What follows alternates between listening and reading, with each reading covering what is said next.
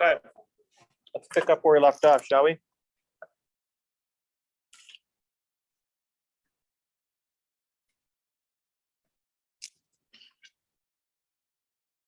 So last time we left off at finished solvent.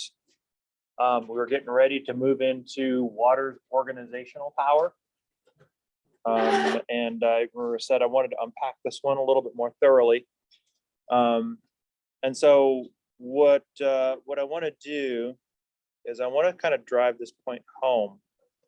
I want to kind of do another one of my anthropomorphizing types of journeys, like same thing I did with like sodium and chloride, and kind of characterize them, because even though obviously it's a little hyperbolic, it kind of drives home the point. And in this particular case, getting this point is really critical. I would say even probably even more so than understanding the relationship of how the chemical temperament of sodium and chloride works. Because in this one, it sets up a lot of groundwork for future biology and for biological structure. So we really want to understand how these two are interacting with each other. And so when you're looking at living organisms, you basically have two different types of molecules in the world. So you'll have the water lovers, right? So water, hydro means water, philic means love. That's actually a Greek word. It's one of the root words for love. There's several Greek words for love. It's also one of the Greek words for love since Valentine's Day is coming on.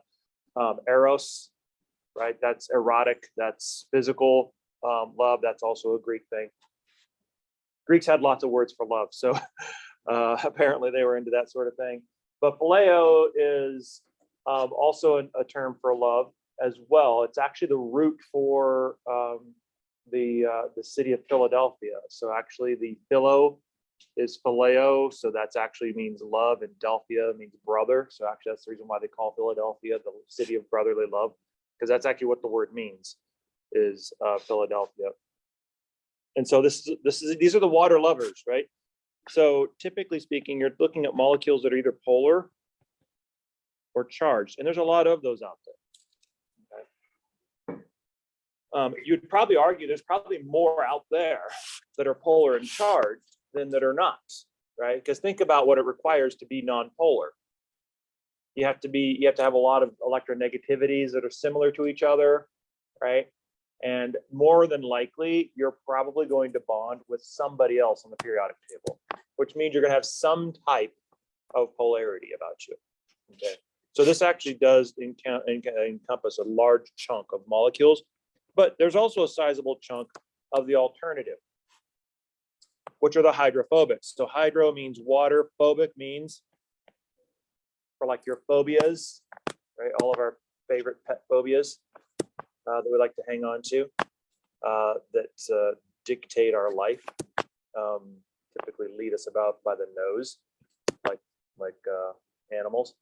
That's oftentimes the case, right? So this is fear, right? So the hydrophobics are water fears, and these would be essentially the nonpolar group of molecules. Now, there is something I do want to do, though, to sort of drive this home, because as it actually sits now, this is a very passive relationship. But what I want to do is I want to switch a little bit this term. I don't want to use fear. I want to use a stronger emotion, a more malevolent, darker emotion. I want to use hate, right? And so instead of being water fearers, it's actually more appropriate to think of the hydrophobics as water haters. And the relationship between these two is not passive at all. It's filled with animosity. Now think about it for a second. Here's what I want you to do. I want you to think about these guys here, the nonpolars, being full of hatred, but not the kind of hatred that we're capable of. I mean, I'm talking about the kind of hatred that human beings aren't capable of. That if you're given to this sort of thing, that you're talking about sort of the long fabled sort of supernatural levels of hate. I mean, you're talking about the ultimate dark side, evil, that sort of thing. I mean, we're talking about being so consumed and possessed with hate, that it's like every waking moment of your existence is like a frothing, foaming, bloody, like mouth foam, just seething with rage, like all the time. And who are you raging against? Like that, right? And who's the machine in this case?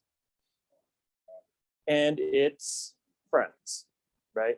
So water and its friends, the hydrophilics, are the targets of this frothing, bloody, foaming hatred that hydrophobics have. And so hydrophobics are so possessed with hatred. And most human beings don't have the capacity to be this way, right? I mean, we have our moments, right? We have our moments with the right people where it's like, okay, I hate you. But most of us don't hate somebody so much that we're willing to kill them without remorse, right? If you are, then I would suggest you seek help, right? Because that's not helping. Or to get away from that person you want to kill, right? But in this case, not only are you there, but that's like your normal.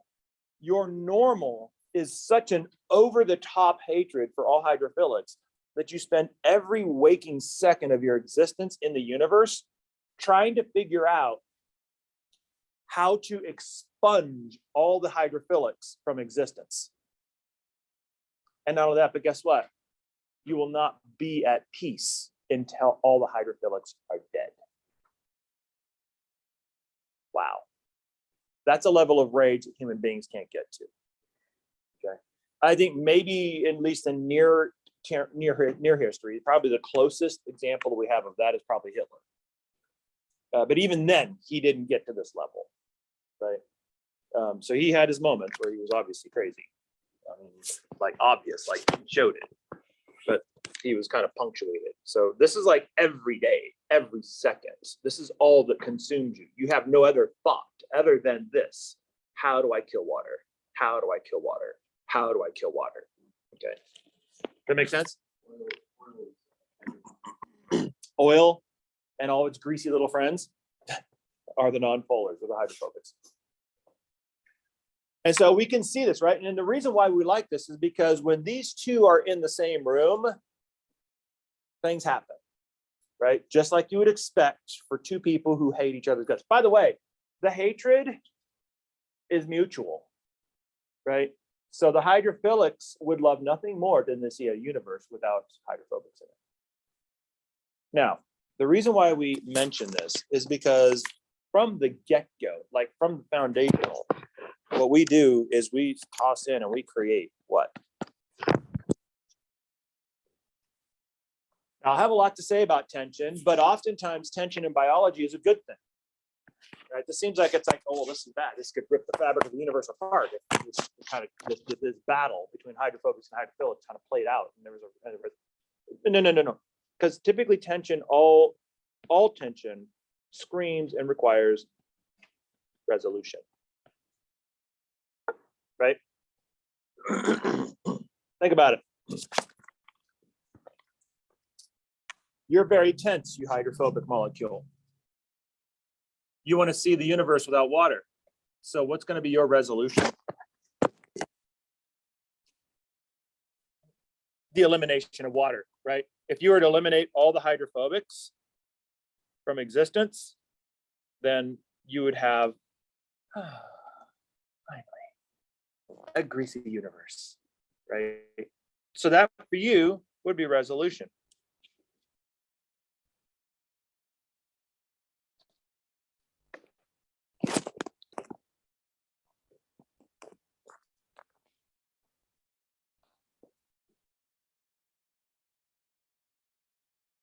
Okay. Just bear with me as I kind of try to get Ricardo into the room here. So that's going to be a common tension that an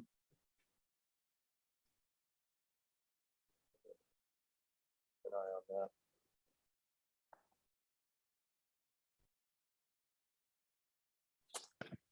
It's going to set a couple things up. Now, what does this do? So this tension that we have is ultimately two. Okay. on. I can't do it. Usually I do it from this, but in micro, they don't use a touch screen, obviously, for obvious reasons. So, okay.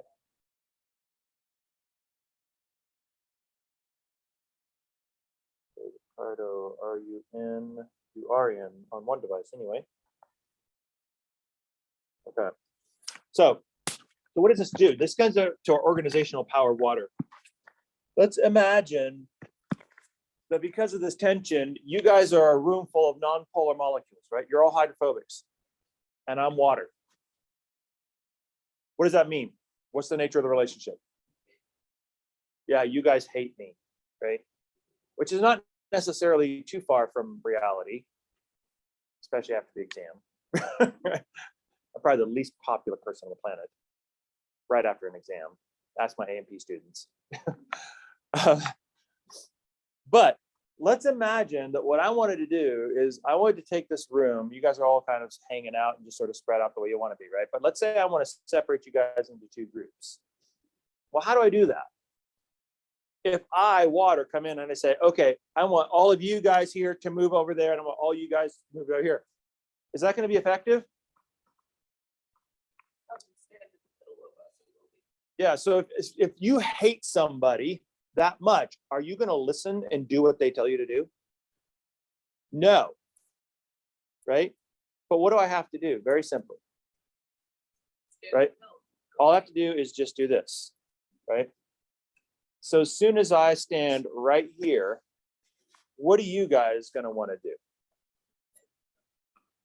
Yeah, you hate me, right? Which means that I want to get away from you, right? So all of you guys had that direction.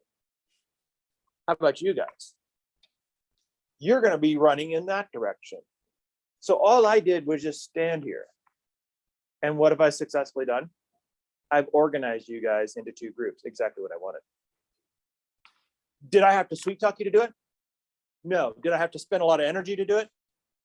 No, all I had to do was just stand here. So the organizational power of water is really a key thing. Why? Because a lot of times what we're going to see is, especially when we get into cell biology, we're going to see that the way the lipids, right, that's the nonpolars, organize themselves is oftentimes spontaneous. That means it happens immediately, but it's oftentimes in response to water. And the other better thing is we don't have to spend a dime on it. It's like spontaneous. We get it for free. And that's huge, right? Whenever you can get something for free, get it, right? And that's the reason why this is important, because a lot of times students will get confused. They're like, well, why does the cell membrane look like that, right? Did we just take a phospholipid and like stick it there and put it on there? No, we didn't do that. That's spontaneous. That's what lipids do when water comes around. They automatically organize themselves differently to get away from water. That's what they're all trying to do. And a lot of times that gives us the structure that we're looking at, right? Yeah. You're like, I take it back. So, and we'll see examples of the organization of water.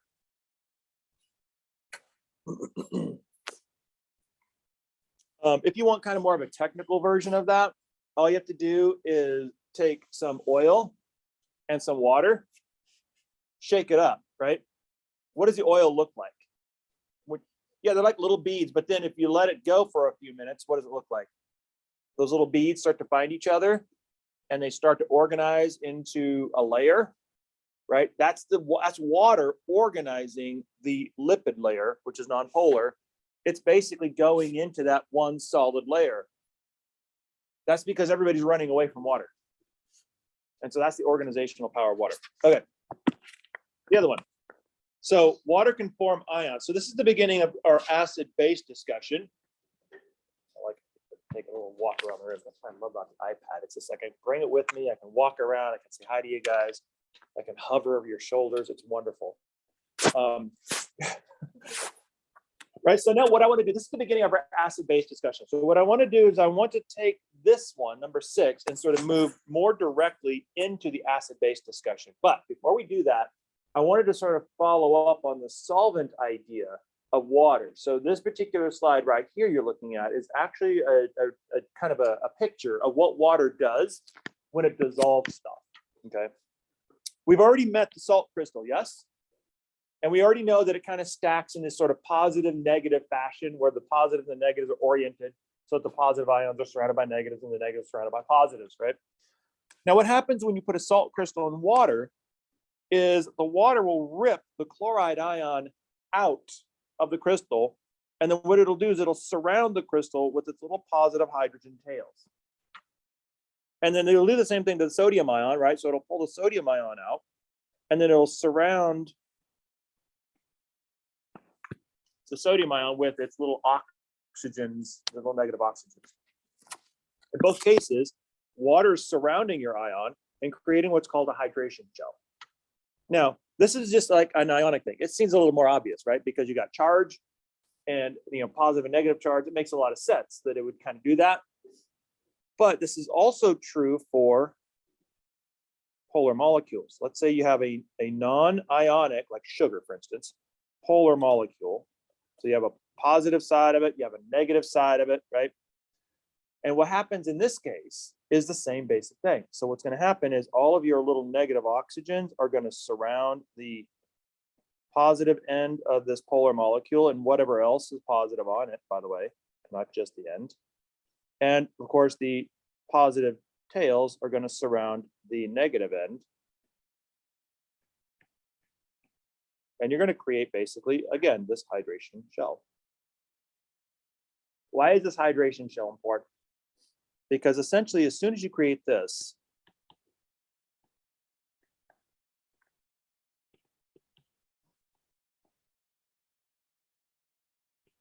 the solute is considered dissolved. Why is that important? Think about it. We've talked about reactions, yes? We've talked about aqueous reactions. We've talked about water as a solvent. We talked about reactants in those chemical reactions. And we talked about different molecules that are in water. So all those molecules, everything in those chemical reactions, those reactants and things like that, are all dissolved in water. So everything in your body, the chemistry of your body is all dissolved in water. That means all those things that are in you are all solutes in your solvent of water, including sugar.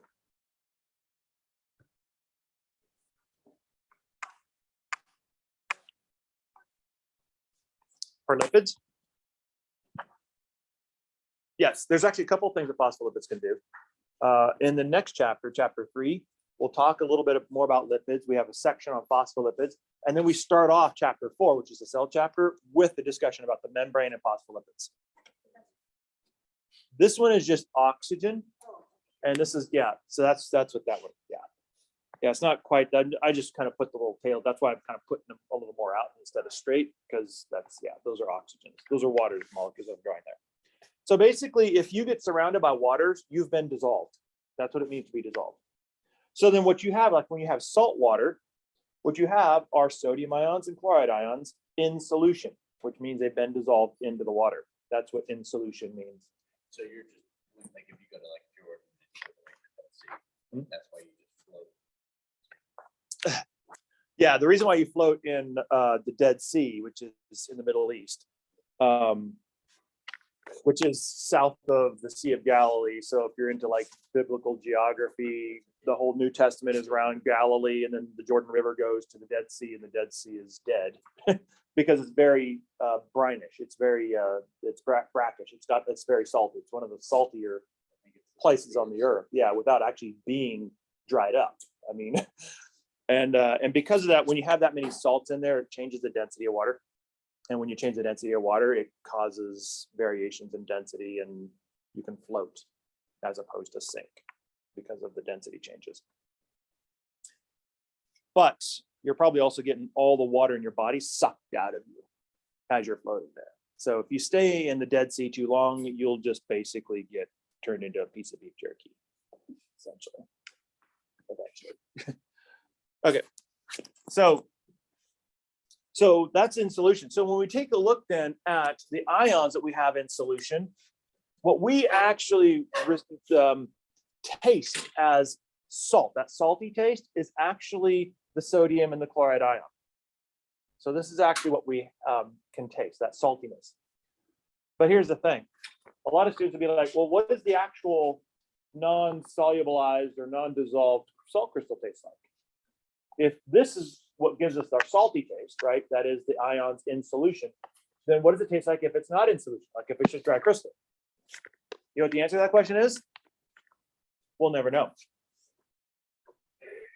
Why? Exactly. Our saliva is mostly water. And our taste bud receptors are actually water-based. So unless we have an absolutely dry tongue, which if we do, we're probably dead, then we will actually never know what an unsolubilized salt crystal tastes like. If I had to guess, it probably wouldn't taste like much of anything. It probably tastes like chalk, maybe. But nobody would know. So anybody who says they know, they're either dead or alive. And you can't be the first one and make that claim. Right? Unless you're like a ghost or something like that, and you're doing like seances, but that's a different class, right? That's, if that's even a class. I mean, is there a seance class? I don't think there is, but anyway, at least not at this college.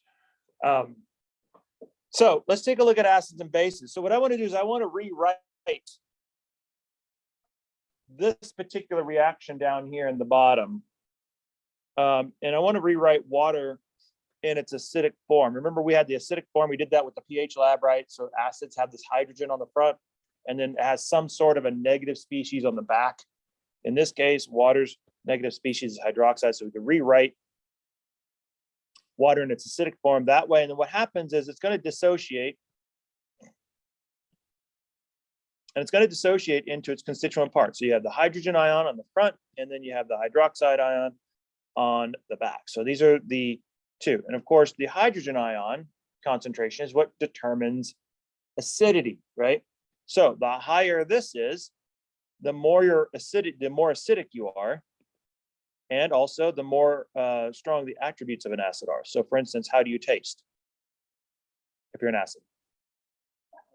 Sour, right? So the more hydrogen ion concentration you have, this more sour is the taste. How about the feel? What does an acid feel like going down? Burn. So the higher the ion concentration, the greater the burn. Is that a question?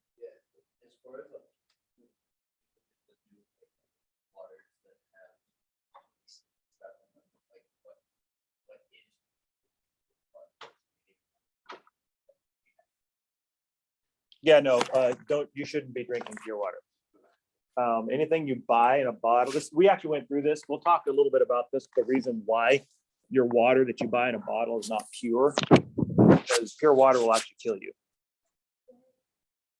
That's an osmosis diffusion. So like when we get into chapter 5, when we start talking about cell transport, moving things back and forth across the cell membrane, we start talking about things like osmosis diffusion, the movement of water and things of that nature. That's when we'll start to get to that idea of like the relationship of how water works in our body, how it's moving around in our body relative to the solutes, and actually describing the reason why pure water is bad for you is an osmosis thing. So you have to kind of understand the inner workings of osmosis before you can really get that piece of it. So as usual, you're ahead of the game, Christopher. So just hang on to that one. I think I got a couple of questions that I have you right sort of queuing up there. So so just when we get to chapter 5, we'll talk a little bit about that, because that's one of the things I like to mention, because it's one of my pet peeves is like buying bottled water in Denver just drives me insane. Because it's like Denver's got one of the best municipal water sources like that I've ever encountered across the country. I mean, and people buy water bottles here. It's like insane. They call it dead water, right? Don't you want the like minerals and stuff in tap water? You do, right? Because that's, believe it or not, that's our body needs that. But there's a reason why, and the reason is because of osmosis. Those minerals have an osmotic effect on it.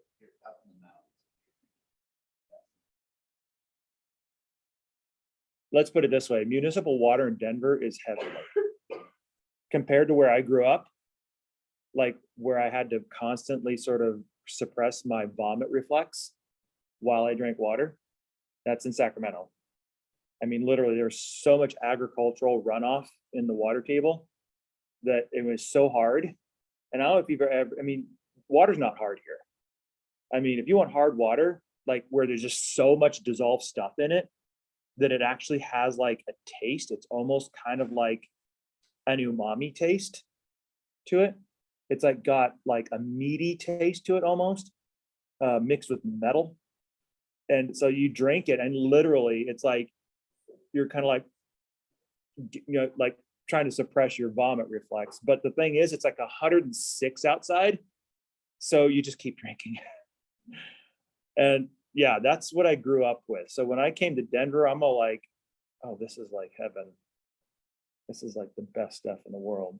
What would you, I mean, just quick side note, obviously another plug, Shane might plug in your end, what would you recommend for like the best water? Obviously there's like $10,000 bottles of water. What would you recommend?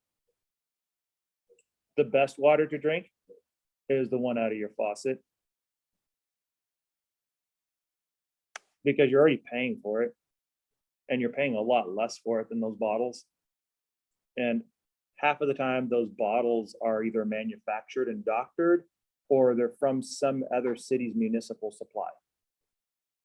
Like the one that drove me nuts, like in the late 90s, was like, you look at the bottom, like Houston City Municipal Water, that's the source of it. I'm like, why would anybody in their right mind in Denver pass up Denver water to drink Houston's water, for crying out loud? I mean, it's like choosing to drink good water versus sucking on a sewer pipe.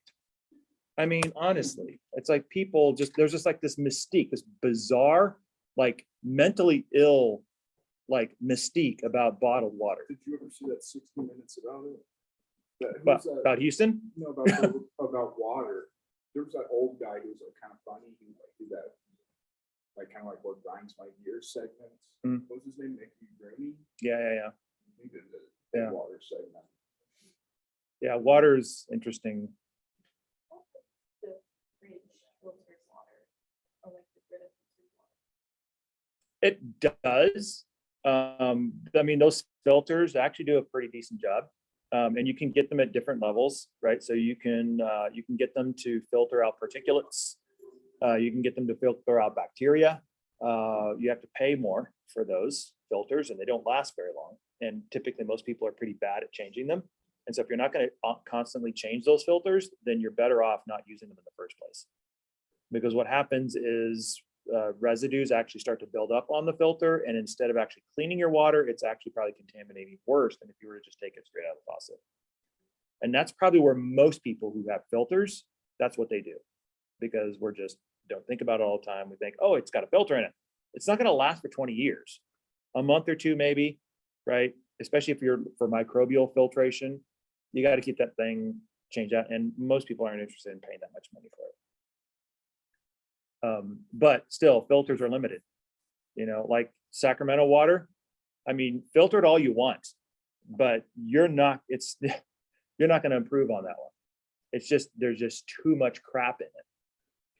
You might make it like so you can manage your gag reflex a little bit better, but you're never gonna have like, oh, this is great water. It's never gonna be that way. Not unless you taste like blood to you.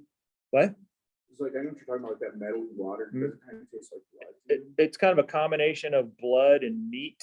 Yeah. Yeah, so it's kind of got a really like, ugh. That's the reason why today, like the umami spices that are like, I can't stand that thing, because if it's too overtly, it reminds me of that water. And the only reason why we drank it was, like I said, because it was like 106 out. You had no choice. Trust me, if you're thirsty and it's 106, you're desperate, you will drink toilet water. You will, if you're desperate enough. Okay, finally drink, sir.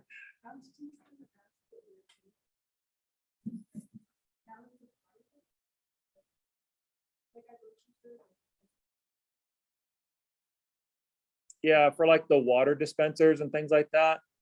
They're not necessary. I mean, most places that have that are like offices. like where you actually have a water dispenser and like a bottle subscription or something like that. And that's not necessary. I don't see that as necessarily like, oh, well, we're supplying pure, perfect water for you. It's just more like, listen, we don't have water for you in our waiting room, so we're going to supply water for you. So if you're thirsty, you have access to it and you can get water. I look at that more as that.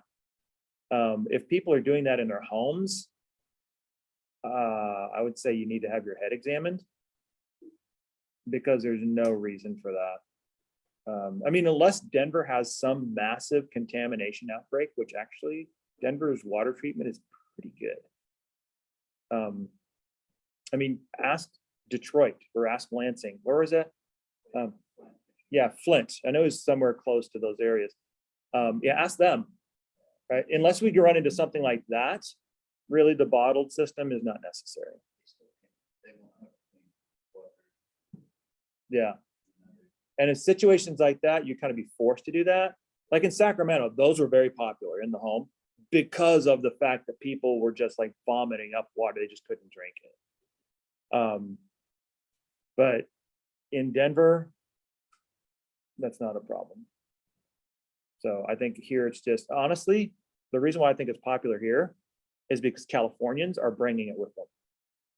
Because bottled water in parts of California are necessary and popular. And so they're bringing that with them, and it's kind of creating this sort of weird little bottled culture to Denver. It's been happening probably for a couple of decades. But the problem is Californians aren't smart enough. But this is being a Californian. Californians aren't smart enough to realize that it's not necessary here in Denver, because the water supply is actually really good.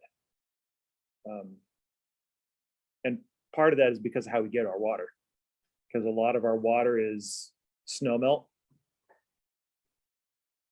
Yeah, so it's like already, it starts off really good. Sacramento's water supply, agricultural stagnant runoff. There's only so much chemistry you can do on that, right? So Denver already starts off at a good place. So you should feel fortunate what you've got here. Okay, back on task.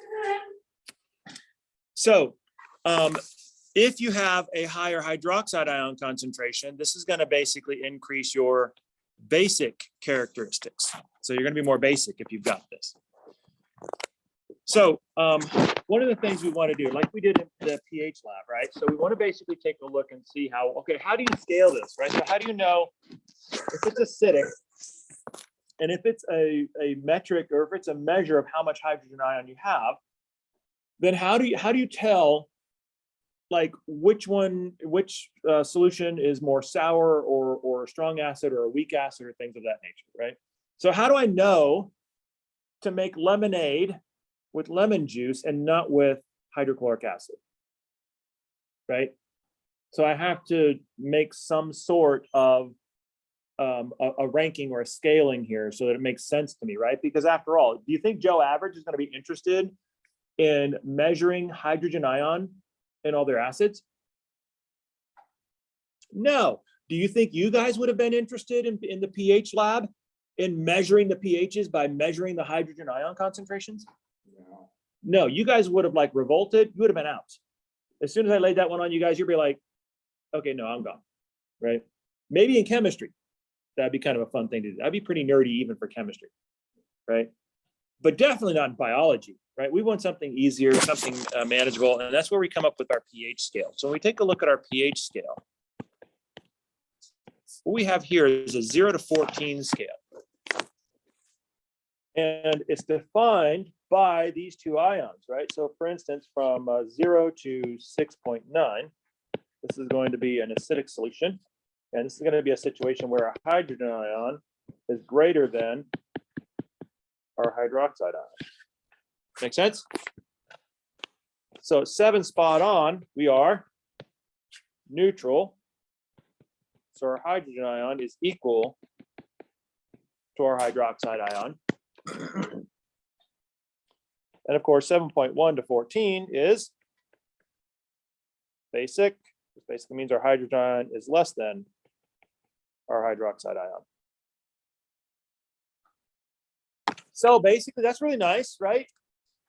That's a nice little scale, but is it?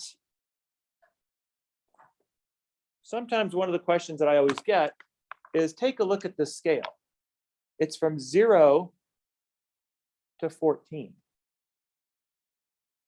Does that seem a little on the random side to you? Like if I were to ask you, I want you to build a scale for pH, what would most of you come up with? Somebody might come up with the 0 to 5 scale, right? Some maybe a 0 to 10 scale. If you're really creative, a 0 to 15 maybe. Would anybody have just picked 14 out of thin air? If you just wanted to be different, right?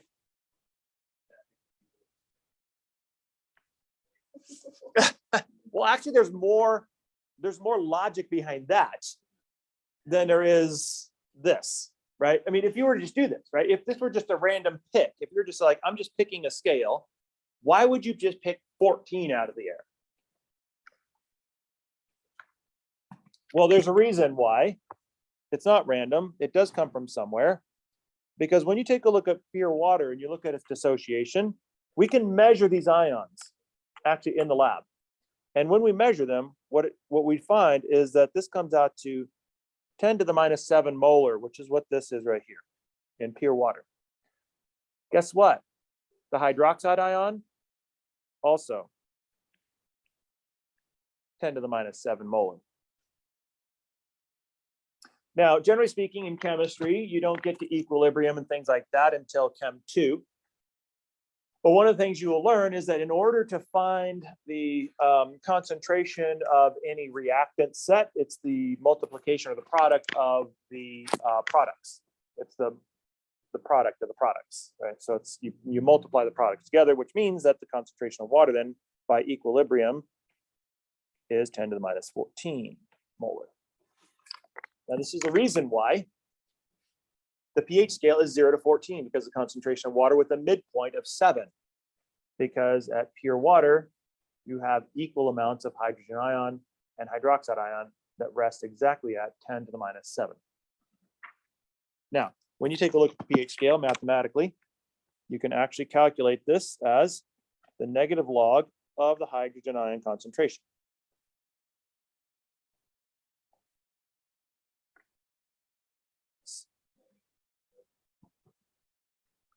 Yeah, and if you see something like this, on a homework assignment or an exam, I mean, that's what I expect you to do.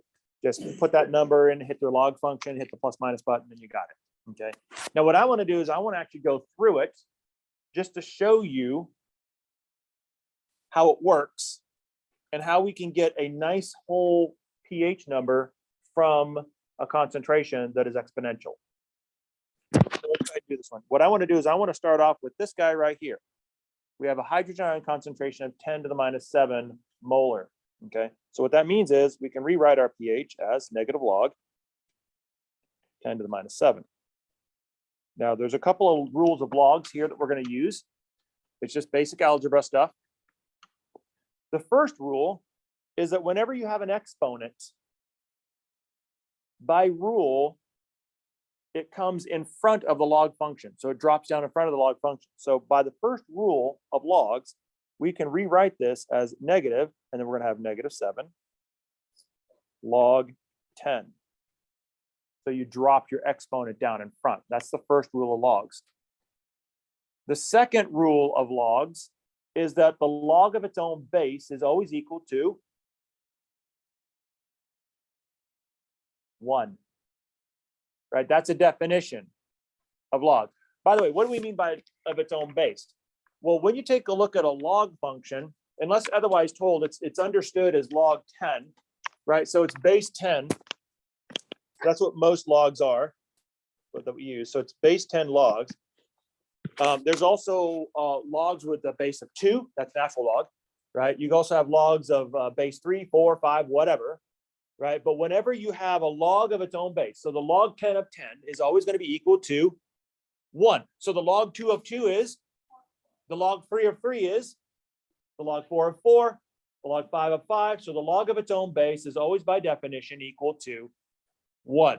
right? So that's the second log function. So we can rewrite this now as negative because we still have that piece in there. And we have our -7, that's our exponent to drop down in front, times 1, which is going to be what?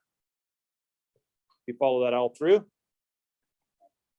right? Negative, -1. So that's going to be 7 times 1, which is 7. So your pH is 7.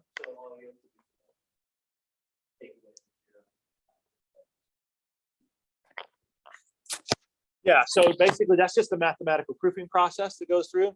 And so that's true, by the way. You can do that with like anything. So if I gave you a concentration that's like, 1.25 times 10 to the 3, you'd just be able to punch that into your concentration and then calculate it out. Yes. Yes. Right. So that's where those whole numbers are coming from. That's how we get them there. Right. So what this does then, and the reason why I like to do this is not necessarily because I want you to be a master of the whole math thing and be able to sort of recapitulate all the mathematics of it, as much as what I want to really show you is how it all ties together.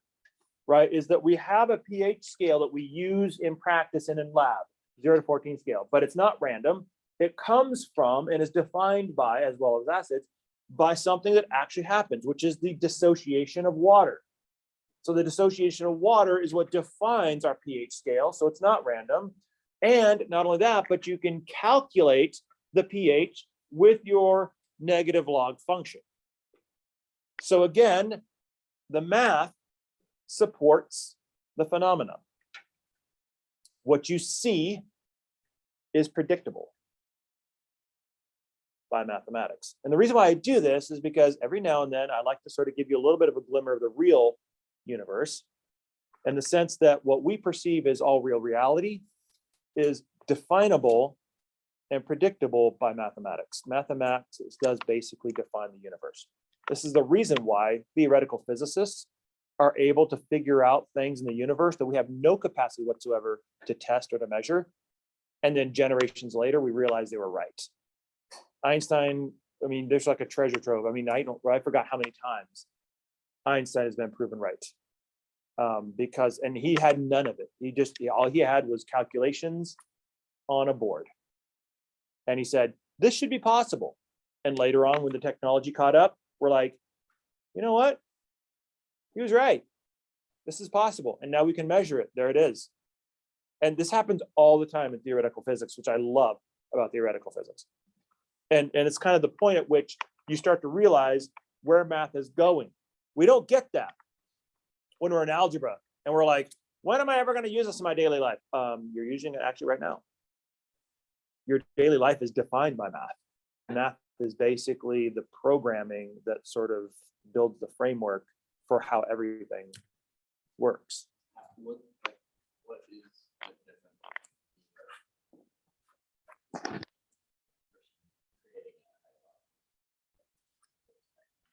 Well, in theoretical physics, technically you can't test it because you don't have the technology to test it. But typically in theoretical physics, what you oftentimes, this is the reason why theoretical physics is so fascinating, because there's a lot of arguments there. Like Stephen Hawking, for instance. I mean, we can't test any of his ideas about black holes, right? And he has a lot of good ones, right? And there's a lot of discussion about whether or not he's right or he's wrong. There's other people that disagree with him. There's some people that do agree with him. It kind of goes back and forth.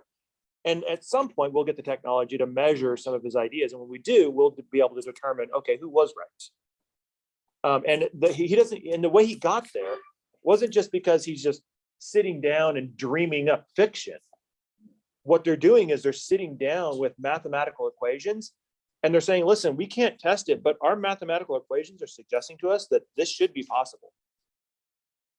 And that's the way theoretical physics goes. A hypothesis is saying, well, this is a story.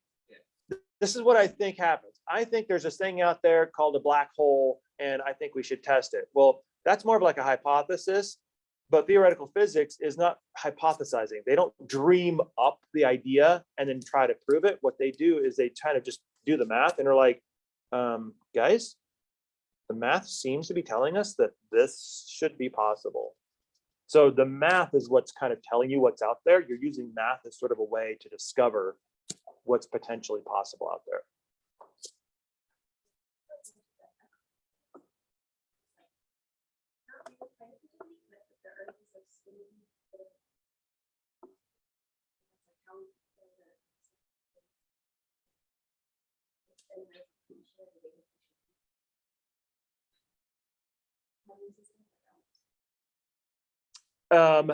Yeah, I wouldn't necessarily disagree with that. I mean, I would say like, oh, that's heresy. You can't spin it. No, I mean, we're a natural system. Is it possible for us to spin a lot faster? Sure. Under the right circumstances. Could we just come to a screeching halt? Sure. Under the right circumstances. There's nothing special or immune about us. So we're subject to any of the other fluctuations or things like that in the universe. And not only that, but it's kind of funny. I don't know if it was you guys or one of the other sections, but there was this article about physicists now doubting whether or not space and time are actually real. So we're getting to this weird place in quantum mechanics to where some physicists are now starting to doubt whether or not space and time are actually relevant.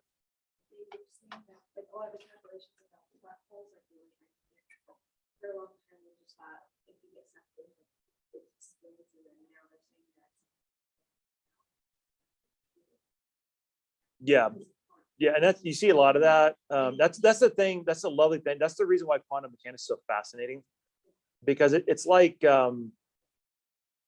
it's like entering like Wonderland, where nothing makes sense, and the Mad Hatter is the smartest guy in the room. Which, if you watch Alice in Wonderland, read it preferably. That's better. But watch it. The Mad Hatter, if he's the smartest guy in the room, you're in trouble because he's insane. Right?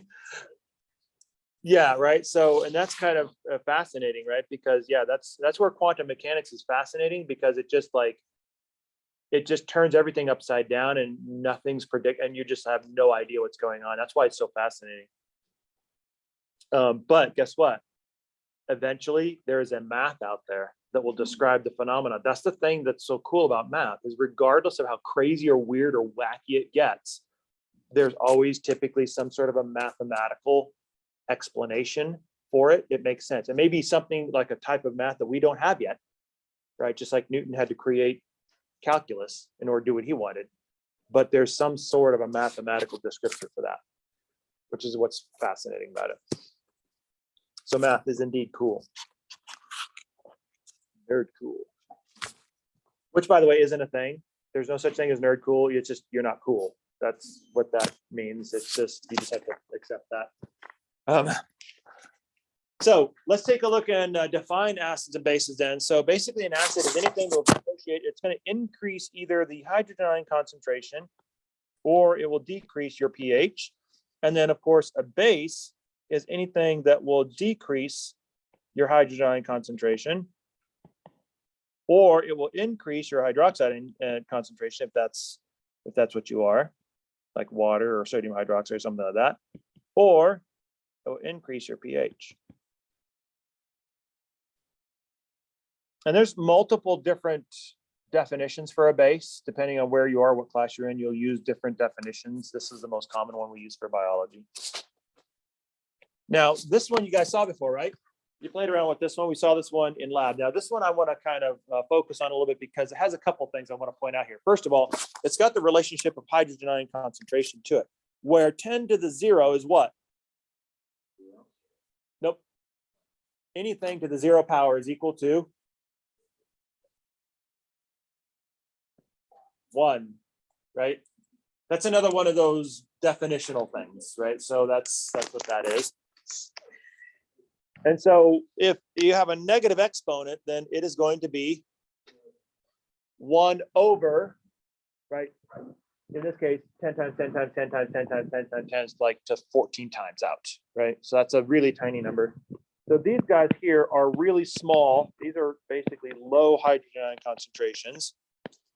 And these are really large. These are large or high ion concentrations. So this is the reason why I like this image, is because it links your ion concentration with your pH, which notice on this side is going to be small up here and large down here. So the inverse proportion between these two, right? So as your ion goes up, your pH goes down and vice versa. Okay, so now let's take a look at what we got here. So on the acidic side of things, we did look at this a little bit, right? So we got hydrochloric acid, which we're talking about reagent grade stuff, right? So this is stuff that you can't just get at Walmart, thankfully, right? So this is nasty stuff. And then of course we go into a pH of 2 where we start to get stomach acid. We talked a little bit about that, right? And lemon juice, you lemon lovers, not lemonade, that's cheating, right? Because with lemonade, what do we do with it?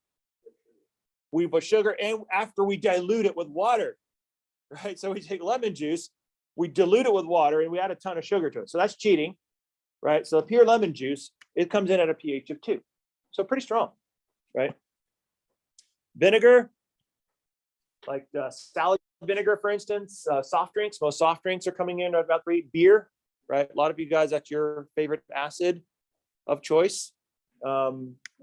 Some of you tend to sort of drink a lot of this through the semester. This is kind of what gets you through, right? You kind of drink your way through the semester, right? So tomatoes are actually surprisingly acidic at a pH of 4. It makes a lot of sense, right? Because a lot of people complain about tomatoes, right? They're like, I can't eat tomatoes because it's kind of, my mouth can't handle it because they have like sores and stuff like that, the acid-induced sores. It's because of the acidity of the tomatoes. If you're a culinary person, there's an entire set of strategies for neutralizing acids in dishes, right? So like, for instance, if you have a tomato dish, what you want as a culinary person is you want the flavor of the tomatoes, but not the sour and the burn of the tomatoes. So there's all sorts of different techniques that you use in cooking to neutralize the acidity of tomatoes, but not cover up the flavor of the tomatoes, okay? Heinz is notorious, right? Because most of ketchup is sugar, right? Right. I mean, there's like a bucket of sugar in there. So that's the reason why ketchup doesn't taste like tomatoes, because there's just so much sugar in there.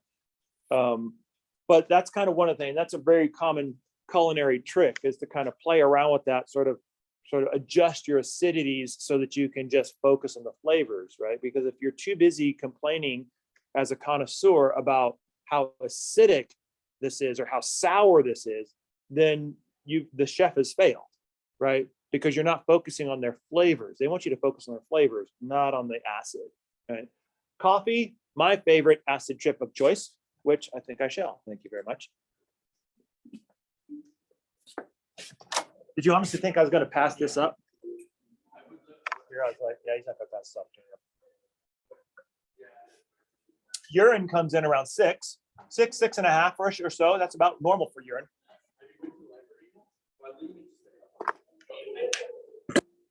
This is the first of the so-called neutral body fluids. Yes, Rainey.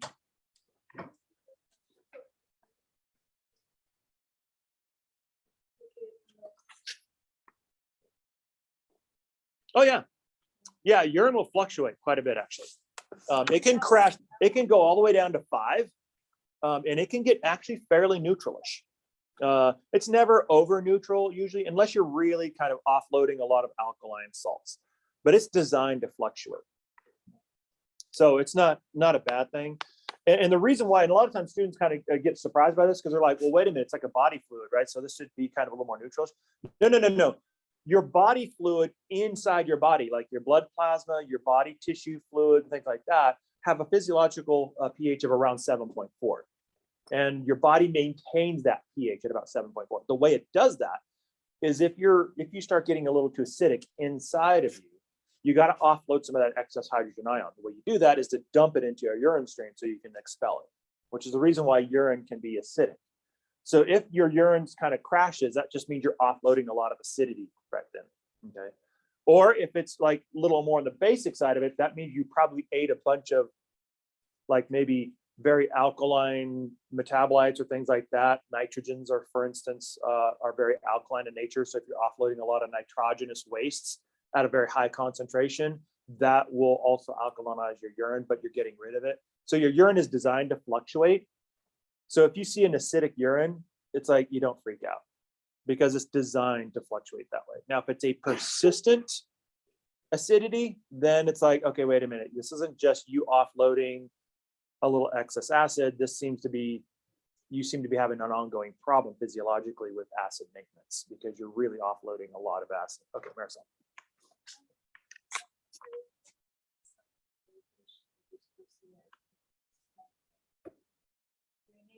Yeah, you're supposed to pee on yourself. Yeah. Yeah, it doesn't work. Actually, Fleur Farrow, who's the department chair, she's an ichthyologist. a fish person. I don't understand why there's so many marine people in Denver. Always look at them, I'm like, there's no oceans around here, right? Yeah, so it's like, why are you, and there's a lot of them, a lot of divers and marine, and I'm like, yeah, it's like, why are you here? It's like the coast, I would understand, but yeah, so she's one of them. There's an incident about. Yeah, she actually did it. She said, doesn't work. Yeah. Because she gets stung regularly, because she's always like during breaks, she's like going into shark cages and going to Costa Rica and snorkeling and swimming. And so she gets stung by jellyfish all the time. Yeah, and she said it's like, yeah, it doesn't work.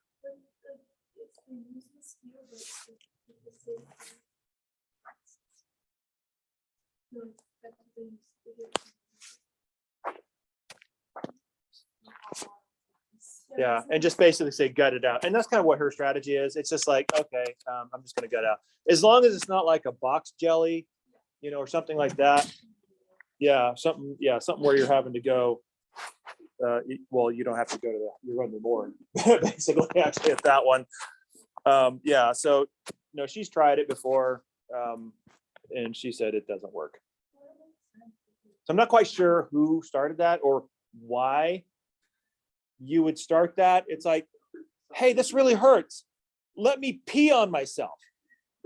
I mean, who comes to that conclusion? I think it was another guy. Yeah. Yeah, right. It's like, hey, it hurts really bad. Let's just pee on it. Yeah, that's a drunken frat boy thing. Yeah, that's what that is. That's a dare. And probably because they were half drunk, that's actually what caused the relief. It didn't have anything to do with the urine. It's because if you do drink enough, nothing else matters. I mean, right? That's what we used to do when we pulled teeth out in the 19th century. Just like, before I pull your tooth out, just go to the saloon, just drink until you're ready to pass out. Just pass out in my chair, and then when you wake up, you're right, you're good, and you won't remember anything. So it works. You drink enough, it doesn't matter. But anyway, seawater is getting alkaline. Baking soda, Great Salt Lake, right? They don't call it the alkali flats for no reason, because there's a lot of alkaline salts in there. Ammonia is coming in around 10-ish, 11-ish. Bleach is down here around 13. Oven cleaner is getting close to 14, as well as sodium hydroxide, which is the reason why oven cleaner is pretty dangerous, right? That's why you don't want to crawl into your oven while you're cleaning it, because you're going to be inhaling all that stuff. Allie first, and then Bella. What? They just didn't have an example for 12. There's stuff that's 12. They just didn't have an example of it. So are basics, are they salty? Basics, salts. Taste wise, like acidics are sour, or acids are sour. No, so bases tend to be like an alkaline salts. All salts are different depending on what the ions are, right? What we taste as salty is very specific to sodium chloride. So like if you were to taste calcium carbonate, which is technically also a salt, then it would have a very different taste to it, right? We know that better as chalk, right? Potassium chloride would taste a little bit different, right? None of that, but some salts are actually deadly. They're lethal. So there's nobody alive who's actually tasted them and been able to live to tell about it. My guess is they probably do not taste salty. Like we wouldn't recognize them like, ooh, hey, that's salty, because that's something that's very unique and specific to sodium chloride.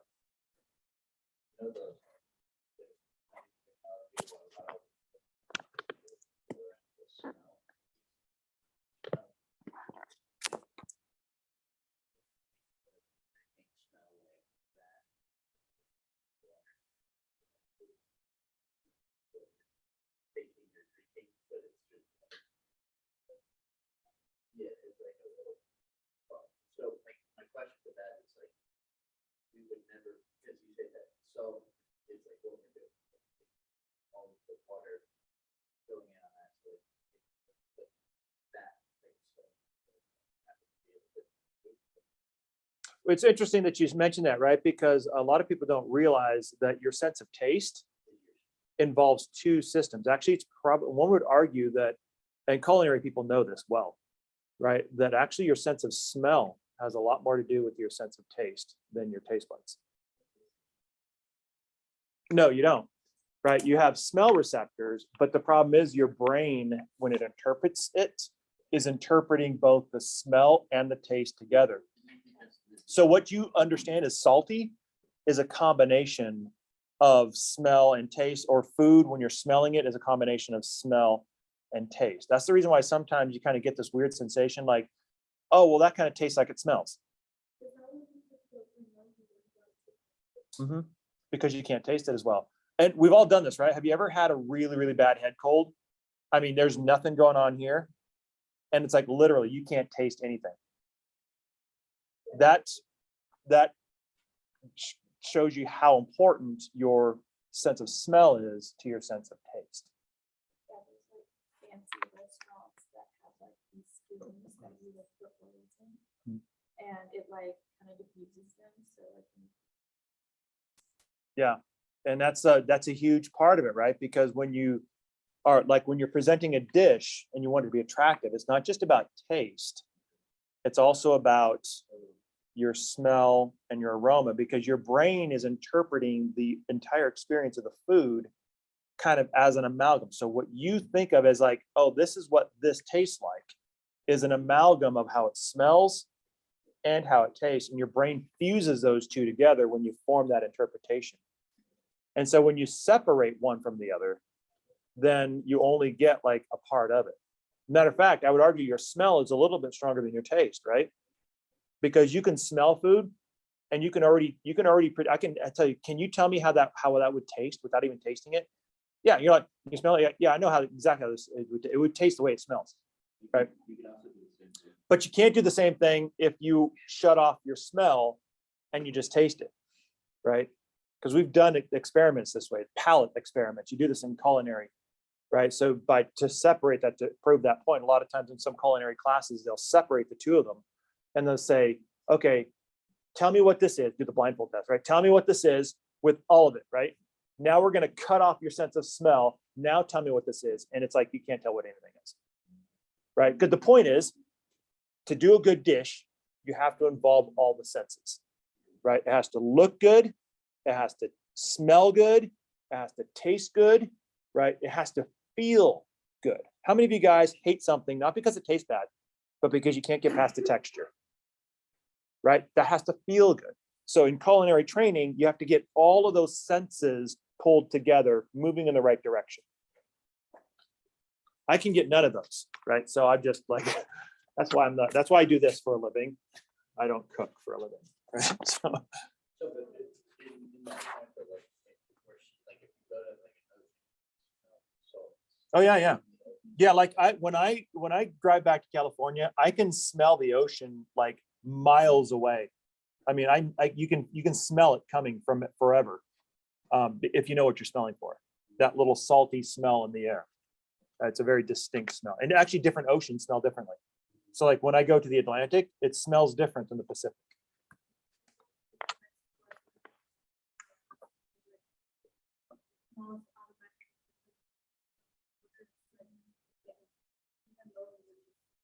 Yeah. Yeah. See, that's a mammal thing. Mammals largely, we're sight dominated, but most mammals are smell dominated. Like your dog, for instance. Right? I mean, your dog looks at you, but what does your dog really identify with? Smell. They don't go up there and they look at something. What do? They go up there and they smell it, right? Most mammals, their dominant sense is their smell. Yeah, that's why, certainly more than their taste, right? You would certainly hope so, because clearly if a dog's sitting there eating crap or vomit, you're like, dude, please tell me you have no taste buds, because if you do, I mean, how, right? I mean, like, what is wrong with you, right? So clearly they have a much more sophisticated sense of smell. Have you ever wondered that? Have you ever wondered, like, why would a dog eat poop? You ever wondered that? The reason nice. Well, in the case of my dogs, it's, yeah, they're connoisseurs of it. But anyway, it's like, oh my gosh, you guys, seriously? Okay, anyway. No, but mammals, like most mammals, have a much more complex and a nuanced sense of smell. So like they can actually pick scents and focus on it and eliminate all the rest. So like, for instance, if there is something that is like undigested in the poop, like, leftover meat or whatever, the dog can smell that and eliminate everything else. And that's what they're smelling. I think too, it's like. We can't do that. We smell all of it. So it's all stinks to us.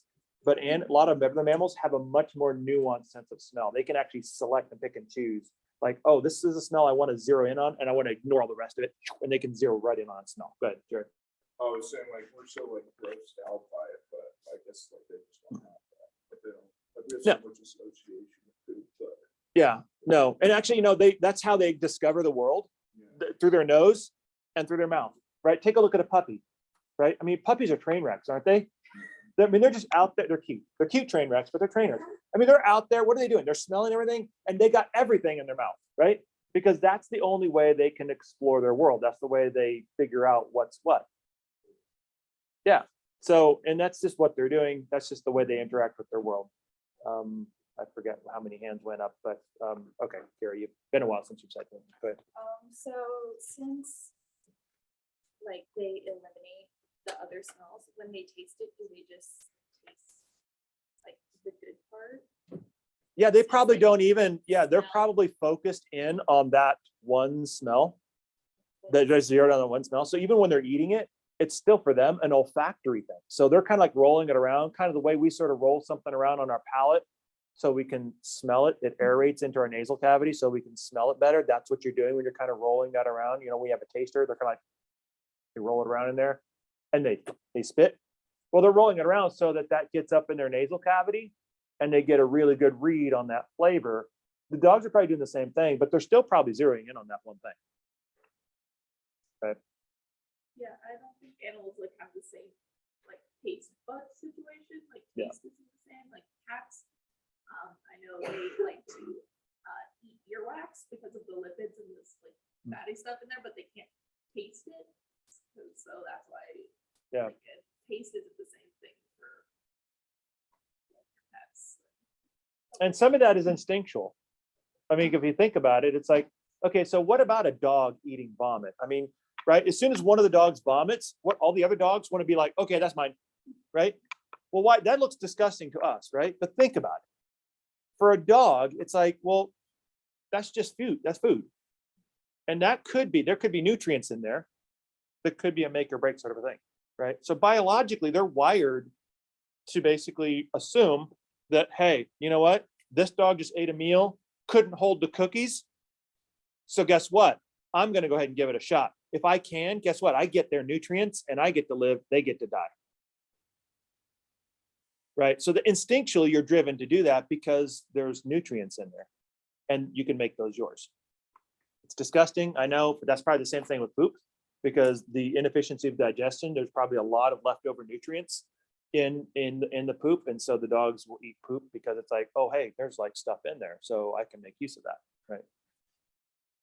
And that's kind of an instinctual thing because even though that's not perfect, I mean, if you're out there in the wild and it's a while between meals, well, guess what? Eating poop might be just enough to kind of get you to the next meal. Okay, Bella, and then So then why is it like instinctual? Because I think it's part of humans and how we've developed, like, and it's based on things like, oh, poop smells bad to us, and probably because there's like bacteria and stuff in there that we shouldn't be eating. Like, even if there is something undigested in there, the rest of it's gonna mess with us. And like instinctually, I think there's a component of, oh, we realize there's a reason somebody's vomiting, so we probably don't want to put that into our body. Like, why are other animals hardier in that? yeah. Have you ever seen what a dog eats? No way in the world we could get away with that. I mean, if I took down like even a fraction of what the dogs are eating and scooping up in the backyard, just like on an average day, I'd be dead. Right? So mammals have a much more robust system than us. It's designed to take on that kind of brutality. We're not, right? So not only that, but they can do that. Why? Because all they need to do is reproduce once, right? And they have like what, 13 puppies? Guess what? We got to live a little bit longer because for us to have 13 puppies, it's going to take like a decade or two to get there. So we got to be smarter. We can't just go around eating stuff off the ground, because if we die today, we didn't have 13 puppies yet. We got to stick around a little longer. So it's a completely different set of pressures. Okay. Another interesting interlude. However, now, why do I give this to you guys again? Well, one of the things I want to do is I want to sort of drive home a particular idea here that's kind of fascinating, right? Because if you take a look here at the top, you notice we have a bunch of stuff that we eat and drink up here, yes? In the acid section. And in the base section, we have a bunch of stuff that we use to clean up after we eat and drink. Now, here's the thing. If I have you guys suck on a lemon, or if I basically fresh squeeze a lemon and no water, that's no sugar, that's cheating, and I give it to you and I say, drink it. Am I going to have to send you to poison control? No. Now, if I do that same thing, the same amount, by the way, and I swap that up for ammonia, am I going to send you to poison control? Notice what happens. We have greater physiological tolerance for acids and almost no physiological tolerance for bases, right? So, let's go, Christopher.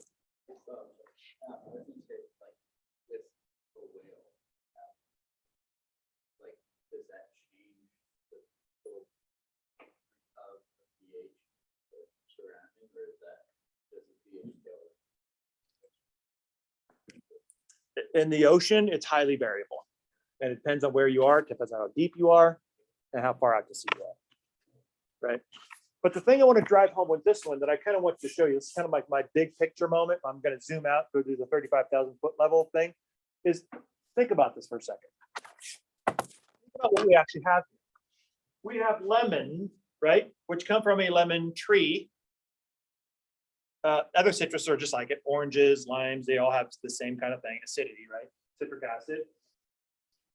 Vinegar, which is plant derived, typically, right? So that's fermented plant material, usually what it is, fermented grapes, oftentimes. Beer, right, which has plant origins, also organismal. Tomatoes obviously is a plant. Coffees, that's a crop, right? Notice what we have here. We have a lot of things from the plant kingdom that are acidic or producing acidic compounds. And then we have us, a completely different kingdom. And we can eat these plants that are acidic. Why? Because at some point way back, we made a decision that we wanted to coordinate what we were doing with what a completely different kingdom was doing. Think about this for a second. Where we talked about the 4 kingdoms, right? And each of these kingdoms is doing their own thing. They're answering their own biological questions, and they're largely isolated for the most part. Okay, they're just kind of on their own. And yet somehow animals coordinated perfectly with what the plants are doing. It's like we woven ourselves together at a very fundamental basal level, like from foundational principles, because even back in the day, even before a lemon even existed, somehow that beginning animal said, you know what, I'm going to choose acids. Oh, geez, I really hope the plants choose acidic things, right? So it's like there was just this massive coordination between both kingdoms. You have the plant kingdom producing acids and acid derived and acid containing nutrients for animals who are at the same time, but in isolation, choosing to favor acids over bases. So could it have been the opposite? Sure. If we had chosen bases, then we probably would not have lived. So you have this massive coordination where it just interweaves our preference for acids perfectly with the plant kingdom's production of acids in all of our food. And that's woven together at a very basic level, at a very fundamental level from the beginning. So that's what I mean. Like when you take a look at biology, the way it's woven together is like incredibly like well done, right? I mean, it's like literally like when I say a tapestry, like biology is a tapestry of many threads. These threads are not just like, they're really woven together nicely, like they fit together perfectly. In a masterful stroke of coordination that's just jaw dropping, right? Especially when you think about it happening in isolation. Because it's like, wow, what's the luck that these guys would get it just the right way to these guys getting it, right? It's almost like these guys were talking to each other and coordinating each other. And they may have been, I don't know. That's just so far ago that nobody really knows for sure, right? But I mean, now when you look at it, it's like, wow, this is just a masterful stroke of integration, coordination, and regulation between two very, very different kingdoms. That's jaw-dropping when you look at it that way. Because one simple decision in the opposite direction, I mean, we're all gone. There's, by the way, like when you take a look at biology and you kind of take a look at a sort of a taxonomic view from primitive all the way up to current, those types of moments where it's just like a jaw-dropping luck out that sort of fits everything together perfectly, there's a lot of those that you run into. And it's just, when you look at those, it's like, I don't believe this is happening. This is just amazing, the way this all kind of fits together. It's kind of like watching somebody who's about ready to do something famous, right? Like when, who is it? Josh Hamilton a few years ago, the Texas Rangers hit 5 home runs in a game, right? It's like you're sitting there watching this game and you think, okay, he hits 1 home run. Great, right? Next at bat, he hits another home run. It's like, wow, great day at the plate, right? Third home run. You're like, wow, this is special. He's got 3. This is a good day. I mean, and then he comes up to the 4th time and he hits the 4th home run. And now you're thinking, wow, this is pretty rare air now, right? I mean, this is a pretty big deal. But then he comes up to a very unusual 5th at bat, right? I mean, if you're having 5 at bats, that's an unusual thing. Usually you're looking at about 3 or 4 at bats in a game, depending on how the game is going. Obviously, this game was not going well for the other team for him to get the 5th at bat. But then you're thinking the 5th at bat, and he sends that one over the fence, and now all of a sudden you're thinking, wow. I mean, what are the odds of this happening? Of getting, like, you see the first one, it's like, okay, that's cool, right? And the second one, it's like, okay, that's pretty cool. And the third one's like, wow, this is pretty rare. I mean, this is pretty amazing. This is happening. The 4th one is like, get out. This is not possible. The 5th one, it's like, what universe do I live in? Right? What's going on here? This should not be possible. Right? That's kind of where that starts to go. And that's kind of, those are those like little moments that you see kind of pockmarked throughout the entire biological development story, where it's like, I mean, how many times can you draw the lucky card? Right? This is one example of drawing the lucky card, is getting that perfect coordination between 2 kingdoms. And there's others that go on after that. Remember when he threw that ball to him, and that like the dad was with this kid, he like reached over and fell Oh yeah, yeah, and he died. Yeah, that was Josh Hamilton. yeah, yeah. I kind of felt bad about that one because that would, yeah. That's one where I'd be like, dude, stay up there. I got it. I'm just gonna go get it. I'll personally deliver it to you. I'll sign anything you want. Just don't die in front of your kid. I mean, yeah, it's just a baseball. Being there in the game is the big deal. The ball means nothing, right? It's, yeah. I was never a paraphernalia collector. Because it's always the experience. That's always the thing about baseball. It's the experience. It's not the stuff. It's the experience. So buffers, right? Let's talk about buffers. We talked a little bit about them right there in lab. So what a buffer basically is a solution that has both acidic components to it and it's got basic components to it. And so when you take a look at a buffer, the one thing that it does not do is it does not maintain neutrality. All it does is resist pH.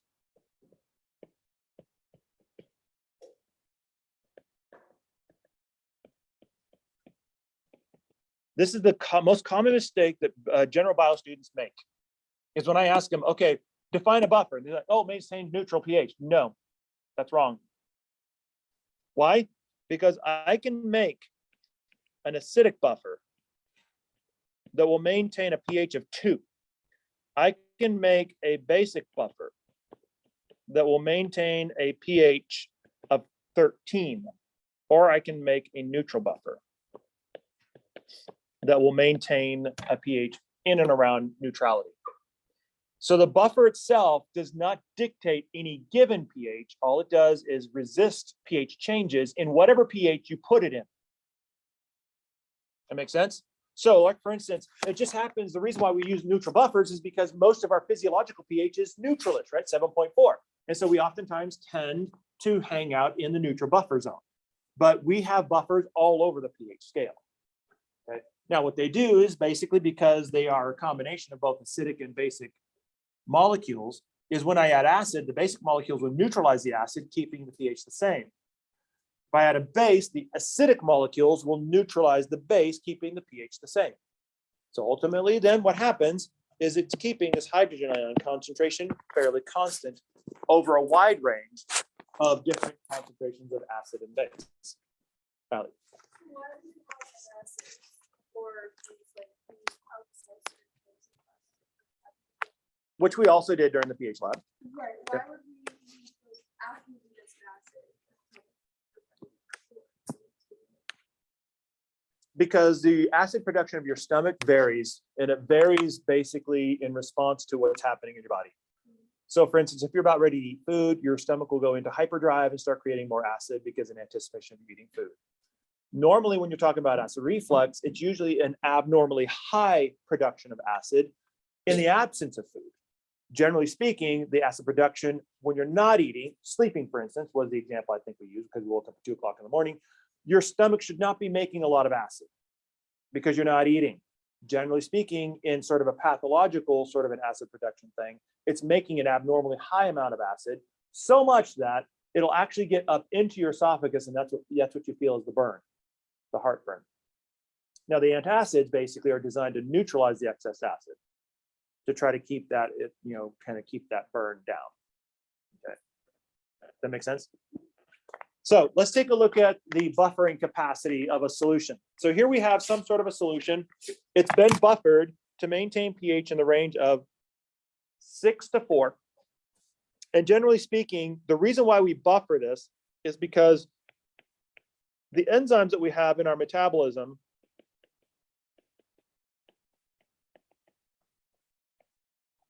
usually require a buffered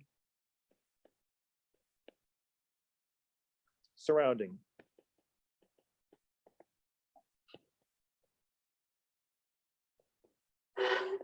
Where they are active. So for instance, if I have an enzyme that needs a buffer between 4 and 6, then my enzyme is going to be active in that range. Okay. Now, as soon as I make put that enzyme in, say, for instance, a pH of 2, it's no longer active. If it gets into a pH of 8, it's no longer active. So in order to maintain enzyme activity, I need a good, robust, buffered range in between 4 and 6, where these enzymes will maintain their activity.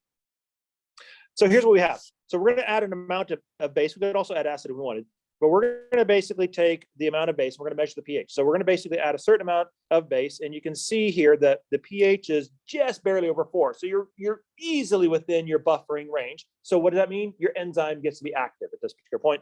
Let's go ahead and put in twice the amount of base.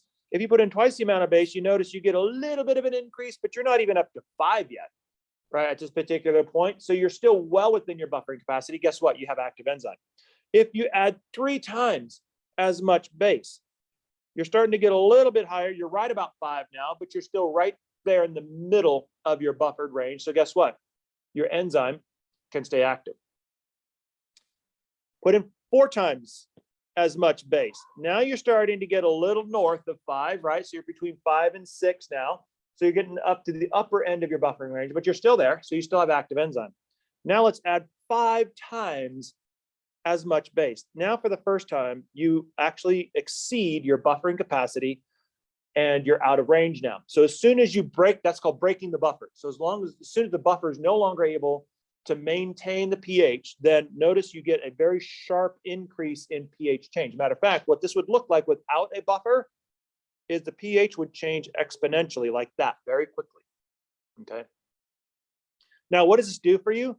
that means between base concentrations that are between here and here, this is all the region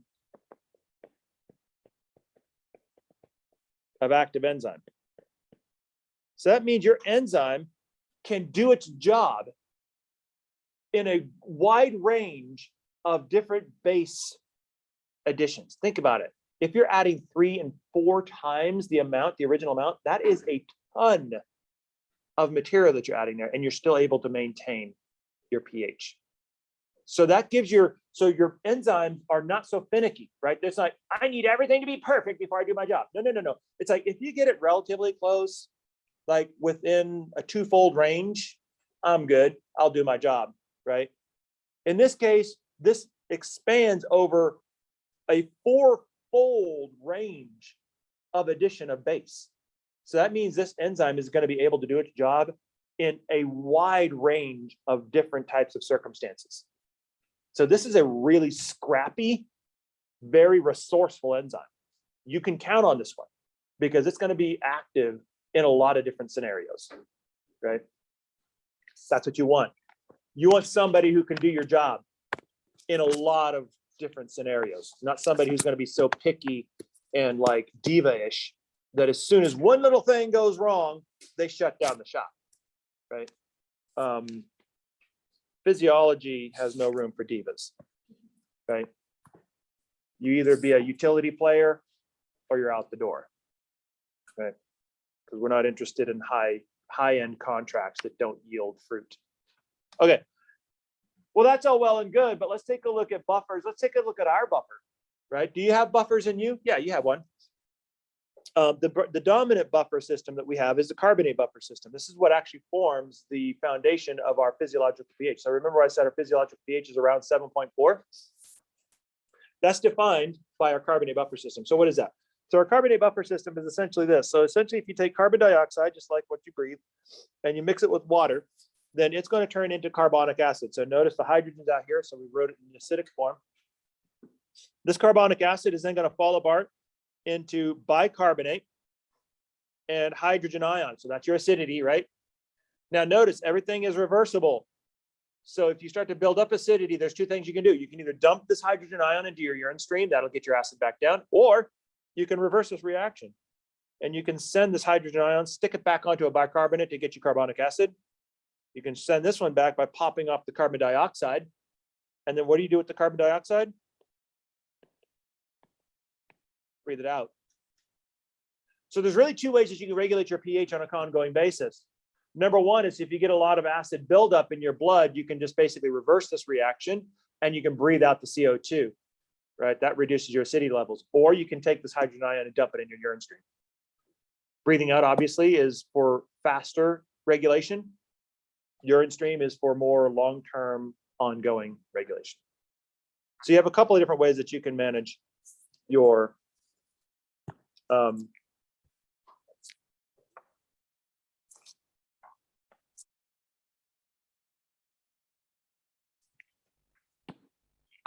pH. Okay, on to chapter 3.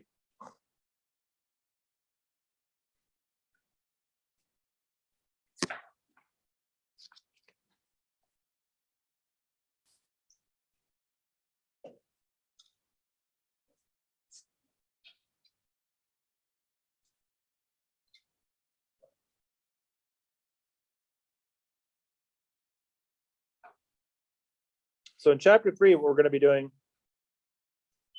is we're going to be taking a look at our macromolecules. So we're going to be moving up in our organizational levels, right? So we started off with atomic, then we went into molecular, and now we're going to be going into macromolecular. So that's what we're going to be going with this one. And I'm going to pull up. You notice I'm pulling it just directly off of D2L. So I'm using the same stuff that you guys have access to.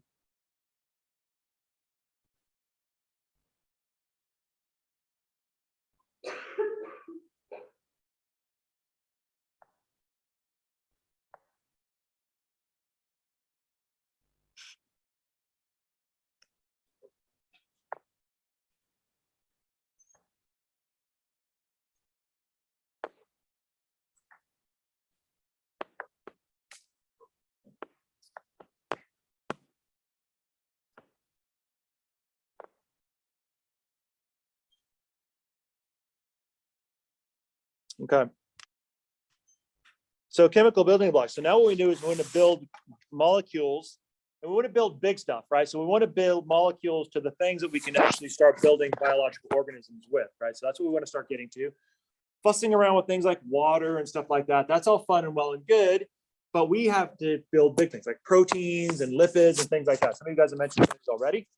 And so the question is, how do we get there? Well, first of all, what we need to understand is that when we're building big biological life organisms, right, then we have to start off with what they're made of. Now, what we're talking about here in terms of our biological molecules is, and this was lab 4, right, that we did, right? So we have only 40. So if I were to take you and distill you down into all of your macromolecules, you would only have in your body, all molecules in your body would fall into one of 4 categories, right? Carbohydrates, lipids, nucleic acids, proteins. Those 4. There's nothing else that your biological molecules will fall into. But all of them are common in the sense that they're all made out of carbon, right? So we already know that CHON is the lion's share of the elements, right, that forms living organisms, like north of 96%. But the lion's share of that is made up of carbon. Now, carbon and the study of molecules that contain carbon is what the field of organic chemistry focuses on. So organic chemistry studies carbon-containing molecules. Now, because we are carbon-containing, that means there's a little bit of organic chemistry intro that we are going to do here. And so we're going to sort of add that stuff in there. But what we want to do is we want to take a look at our carbon. So we have carbon primarily in our molecules with a few of these others, right? So we have the rest of CHON, so obviously CNH, and then we have sulfur and phosphorus as well. We'll take a look at some of those. The valence of carbon is 4. Right, it's got 4 valence electrons, right? So it's got 6 altogether, 2 on the first shell, then it's got 4 left over. So you put 4 on that outer shell. So it's got 4 of them. That means it can make 4 bonds. And then when you take a look at these 4 bonds, if you were to basically make bonds with hydrogen, remember we did this one before, didn't we? In the last chapter, when I talked about the difference between a polar bond and a polar molecule, I used methane as an example of a non-polar molecule with polar bonds in it. So I'm going to use methane again. So we're going to add our 4 hydrogens. So here's our methane.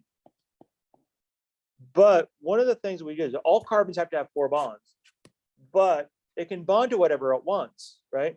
So what if we bond one of these hydrogens instead of like a hydrogen? What if we put another carbon on there, right? Let's say we do this one like that. Then it has to fill up the rest of the 4. That one is called ethane. What if we did 3?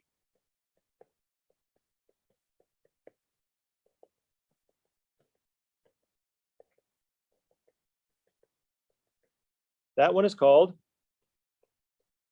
propane. Anybody ever dance with propane? Yep, says the grill master, right? Right? So if you have 4 carbons in the chain, butane, 5 pentane, 6 hexane, heptane, octane, nonane, decane, dodecane, so things like that. But let's stop. How about octane? Ever heard of that one? Where do you see octane? Not even Dutch's jet fuel, unless you fly a jet to school. Yeah, right. The rating, the octane rating, 85, 89, 92. That's octane. That's an octane rating. Octane is a carbon hydrogen, right? So basically what this means is these carbon hydrogen, so these molecules with these chains of carbons will basically have a lot of carbon hydrogen bonds in them. And as it turns out, this bond is very energetic. And none of that, depending on how long I make this chain, I can make this chain as long as I want. If I want 20 carbons in a row, have at it, right? If I want to turn this chain into a circle, into a ring, have at it. If I want to do multiple rings and fuse them together, have at it, right? So what I can do with this is all on the table. As long as I satisfy their octet rules and they're all happy, the arrangement I can make can vary. Now, When I'm drawing out long chains of carbon, oftentimes what will happen is you will basically see me write it as a zigzag. And there's a reason for that. Like this. And the reason is because of the shape of the actual tetrahedron. Remember when we talked about the tetrahedron? We said it kind of had this little pyramid thing. It's got the little stick on top. Well, carbon has the tetrahedron. So it's got like this associated with it. So here's the hydrogens here. There's a hydrogen there. So you can see the upside down tetrahedron there. There's a right side up tetrahedron. So you can kind of see the tetrahedrons here.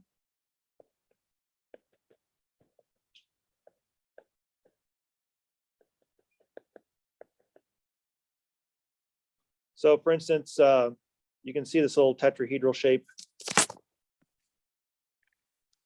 Like right here, there's one down, one up. Here's one down, one up. This is an upside down. So the pyramid sticking up that way, the stick's pointing downward like this. Because of that tetrahedral shape, that's the reason why this tends to be zigzag. The reason why I say that is because a lot of times when we are drawing carbon chains, you oftentimes will see me abbreviate them like this, like a zigzag line, where each point is a carbon. So that's 1, 2, 3, 4, 5, 6, 7, 8, 9 carbons. Unless otherwise told, it's all full of hydrogens. Okay. But you'll see that a lot. Now, here's the thing. If carbon chains can length, then they're all going to be basically non-polar. So whenever you see a molecule that has a lot of carbon and hydrogens in it, it's a good rule of thumb that even if you don't know what the molecule is, you're probably looking at a non-polar molecule. Okay. But we can change the personality of these carbon chains by hanging different types of what's called functional groups on them, which are basically groups of atoms that have different chemical properties to them. Think of it like a Christmas tree. A Christmas tree is just a tree, right? But you can create a lot of different nuances in a Christmas tree by what you hang on it, right? So if you want to create a Hanukkah tree, you can do that, right? Because it's just a tree with stuff on it, right? You bring Hanukkah ornaments or something like that on, right? So you can make any kind of Christmas tree. You can do a Valentine's tree, right? Or a St. Patrick's tree. So the difference then is not so much the tree as much as what you hang on it, right? And each one of those will have a slightly different function or a slightly different effect. So the other thing that I want to mention as well is I want to follow up on this idea of the energetic nature of these hydrocarbons. And I want to start off with that one.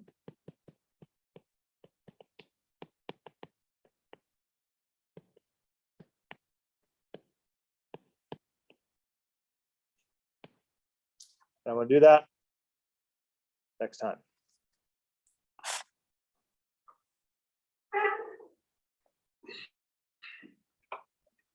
So for purposes of the exam, we will decide